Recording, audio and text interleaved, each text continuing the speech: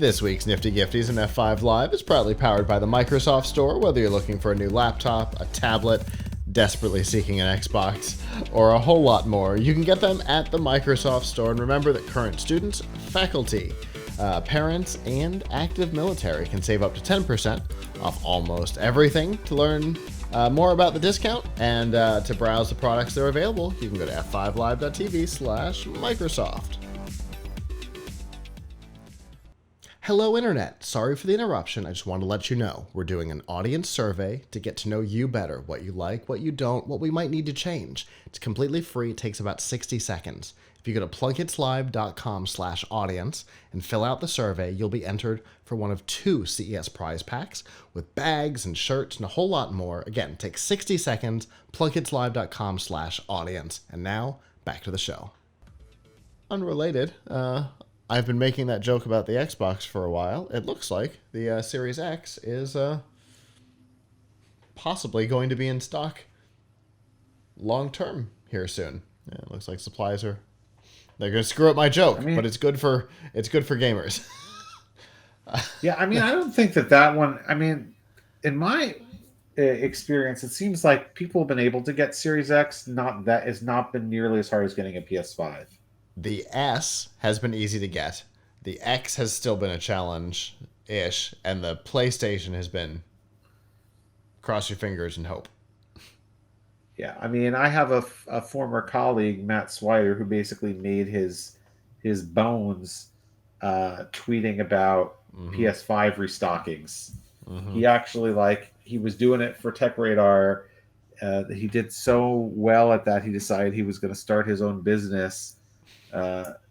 Quit and started his own business, basically doing that plus other stuff. But he developed really good contacts within, I don't know, stores like Best Buy. People would tell him stuff that he shouldn't know about when a truckload was coming in or something.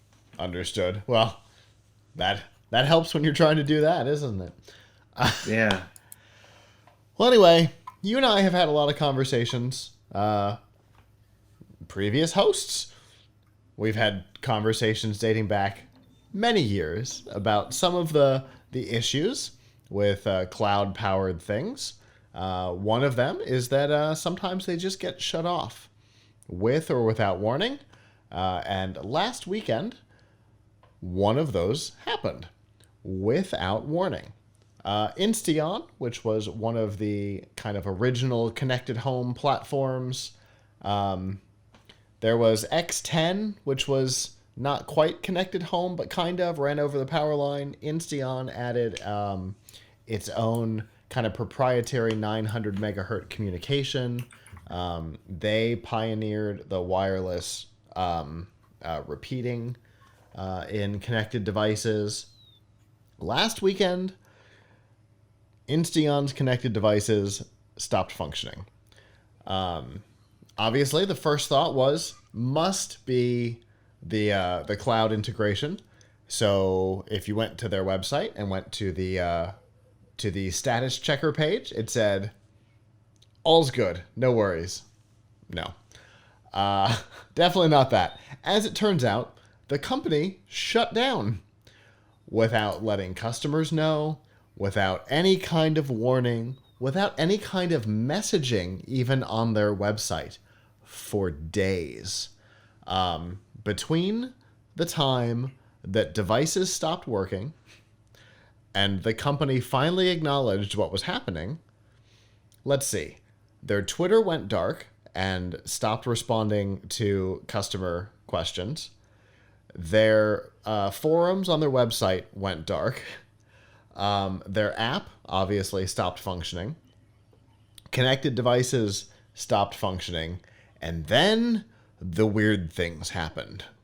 Their executives pulled the company off their LinkedIn profiles. Their CEO shut his LinkedIn profile down after this, gone altogether.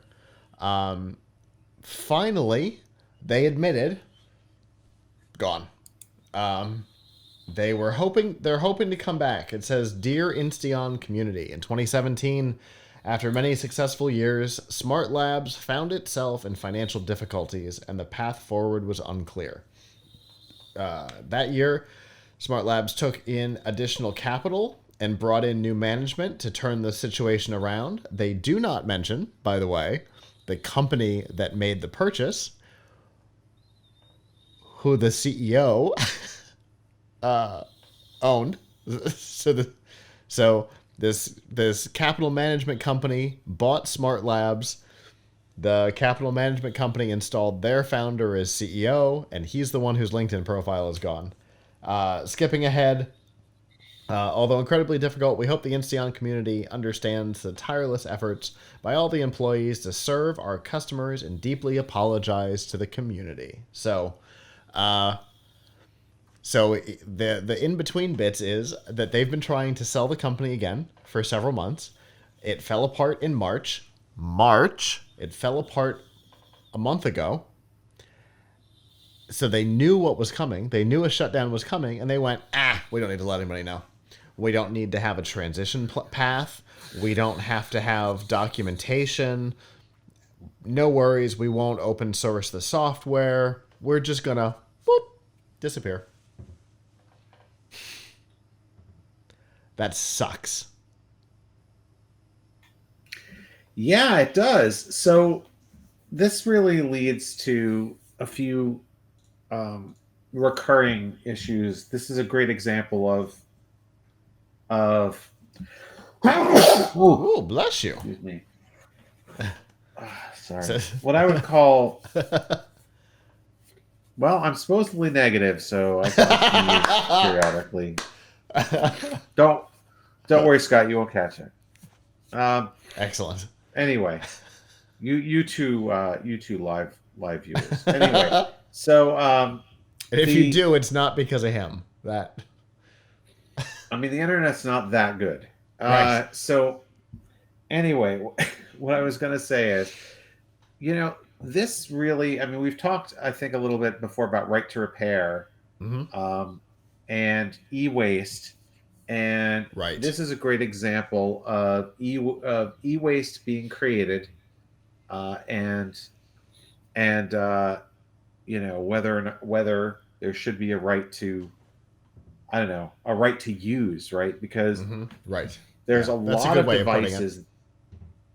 There's a lot of devices that rely on the cloud. They have to have the cloud to work. Right. And it does, like, for example, here's one that, like, I don't get why it needs a cloud at all, but like the other day I got a Google Mesh router from my mom and we put it in, and like, to control the mesh router you have to go into a cloud UI, and it's really not clear to me that whether this would still work if Google turned off its cloud UI. Just to set up, just to, like, Is it actually cloud, or is it a server running on the thing? No, I think it was actually in the cloud. Okay. Because I think it was actually a Google address. We've got two things going on in the offices here, two different mesh systems. And both of them require you to go to a website, something.com, but both of them, that thing is hosted on the main router. Oh, wait, so the .com, it's a .com, but the DNS is in your local. So I you know what, they could have fooled me. I don't know. But it does make you think, like, things like your router, if your router has to connect to the cloud, things like this smart home stuff, and did you really need it to connect to the cloud? Because, I mean, if it's controlling something within your home. So the good news is not everything stopped working. So the app is currently DOA. The first and most important thing to know is, if you have Insteon and you have one of the home hubs, do not reset it. If you're hearing this, do not reset your hub. Once it's reset, you're done. It requires see, here you go. It requires access to their cloud to be able to reinitialize. But if you don't reset it, there are some alternatives. So the switches still control the bulbs. All the things that are set up still work. as expected. You've lost things like schedules and automations like that. If this then that integration, things like that, gone.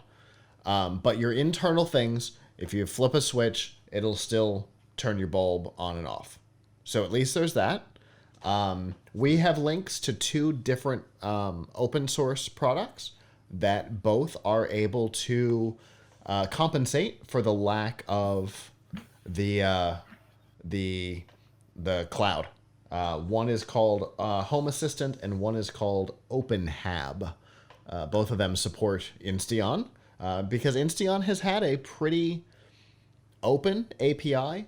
They came to I've got some stuff in my file cabinet out there. They came to a meetup that we did for the Microsoft developers group here in Tampa.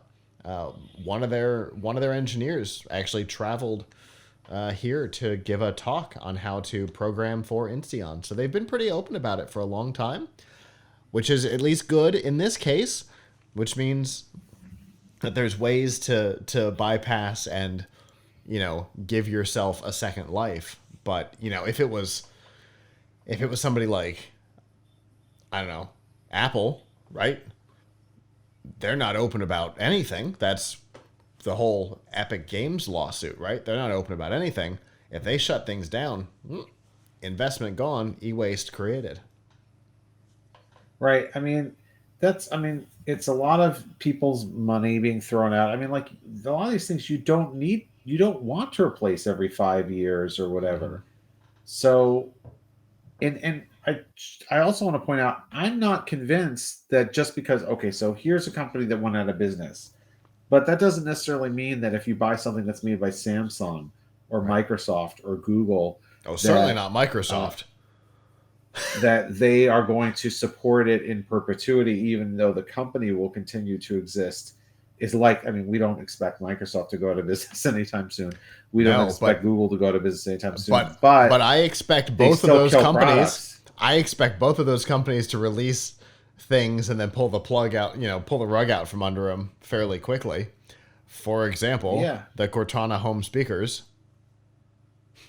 right, exactly. So, there are things like that will have, you know, the rug pulled out from under them. So I would, this is not something that's advertised, but I would love to see when I got a product, like, how cloud dependent is this?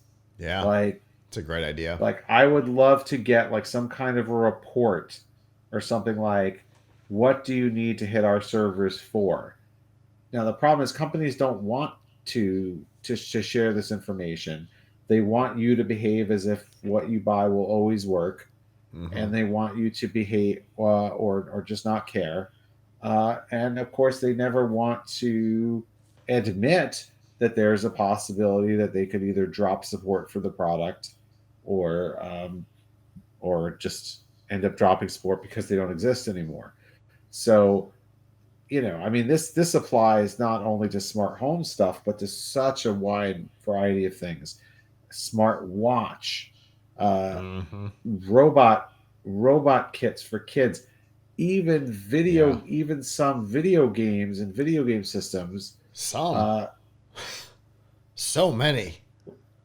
I mean, for example, here's an example from my life. You probably have some better ones, but years back, right, when my son was really into this, we got Disney Infinity. Mm-hmm. Uh, that was a thing. For those who don't know, it was like a Toys to Life thing. So you'd have like the Disney Infinity game, and then you'd get the figures, which had NFC in them, and you place them on this like dock that would read the NFC, and it would make the character appear in the game. Mm-hmm. And it did actually work. Like Disney cut off support for it, Right. right? And when we got it, like a friend of mine gave it to me. He's like, "Sorry to say, Disney cut off support. It worked, so good, good, good there. It worked, but it was missing some key features. Like you could play it, but you couldn't download others. Like there was a whole bunch Sure. of user content you could never download anymore because of that, and whatever. So, Yeah. you know, there's just a lot of things like that where you end up with, with a brick, Mm-hmm. and that's going to end up in a landfill somewhere. And, Oh, this is a real shame. So the I amount of would like to stuff see, around our offices that are that. it's, so oh, it's I painful. would I would really like to see some type of report or a statement or whatever. I mean, Yeah. remember we used to get what was that thing that you used to get where it would show how environmentally friendly the product was? Do you remember what Oh, I'm talking about? What was it called? yeah. I feel Yeah, like nobody yeah. does it uses it anymore. But there Yeah. was a you'd Like get like a a logo or something. the more advanced version of the little yellow sticker on the side of your TV when you buy it. Yes, yes. It Yeah. was no, I mean it wasn't telling you how much power it used. I guess it was telling you Right. what percentage of it was recycled or something Yeah. like that. That's what I mean. It was a significantly more advanced version of here's how much power you're going to save. Yeah. Period. So That's all the anyway, stickers, but this had all, it had some power stuff, it had recycled material, it had recyclable material. Yeah, I know what you're talking about. I can't think of what it was called so though. so there should be like a cloud dependency sticker or something on anything you buy that's remotely connected to anything, and it should tell you what it depends on the cloud for. Even if it's something like a mouse, maybe the cloud dependency sticker would say something like drivers and updates or something like that, Yeah. which is kind of implied, but it still work, Right. you know, aside from that. But like everything that you get should have some type of cloud dependency sticker or some kind of warning. And then I would buy the thing that has the least cloud dependency. That Yeah, would be a selling point for me. for sure. And it could be like Also, it's more secure. absolutely it is.